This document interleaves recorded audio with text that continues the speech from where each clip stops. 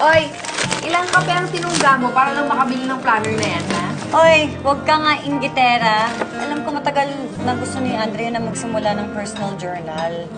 Yun nga lang, nakakalungkot lang na yung first entry mo, ang nega. Hindi naman lahat nega. Katulad ngayon, kasama ko yung friendships ko. Tsaka syempre, yung taong nagpangiti ulit sa akin. Tubig ba? Ako na bahala. Tuloy nyo na lang yung pintuan. Sige. Waiter? Alam mo, Andrea, okay naman pala to si Oliver eh. Nagkwento sa akin si Tessa. Alam mo, kanina sa office. Supalpal pala si Patricia sa kanya. Si Dragona naman kasi, pinagbabawalan na pala yung mga office mates natin na makarating sa birthday party mo. Eh yun, ito, ex mo. Pinaglaban ka. Parang knight in shining armor lang naman pala ang peg eh. Pero alam mo, kung hindi siguro dahil kay Oliver, malamang hanggang ngayon, iniiyakan mo pa rin yung picture na iniingatan mo. Sandali lang. Hindi ba kontra kayo kay Oliver? Eh bakit kayo parang member na kayo ng fans club niya? Hindi Dito. Here you go. Thank you. Ano sa tingin mo? Imbis na magmukmuk tayo dito, labas na lang tayo. My treat. Dito na lang tayo. Ako na dito. Okay. Dito na tayo.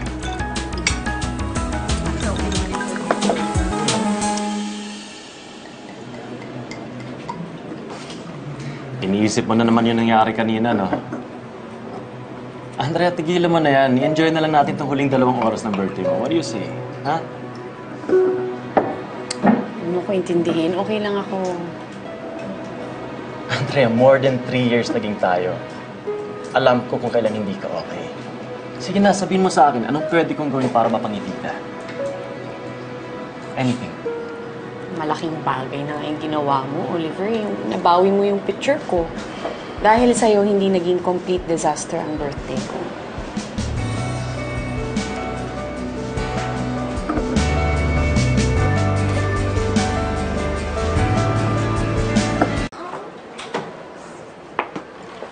Basta, Andrea, kapag may kailangan ka pa, huwag ka mag-hesitate na tawagan ako. Okay? Oliver, nakakahiya na. Ayoko naman maging pabigat sa inyo. Ano ka ba, Andrea? Kaibigan mo rin ako. Sino pa bang magdadamayan kundi tayo? Di ba? Salamat, Oliver. Salamat kasi isa ka sa mga nagpasaya sa akin sa huling sandali ng birthday ko. Kung bibigyan mo lang sana ako ng chance, no? Hindi ko hahayaan na umiyak ka ulit. I would make it my life's mission na pasayahin ka every minute of every hour of every day.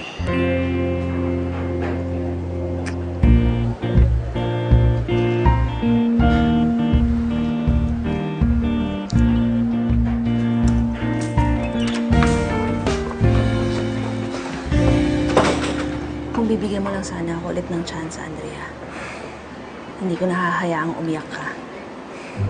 I will make it my life's mission na pasayin ka. Every minute, for every hour, for every day.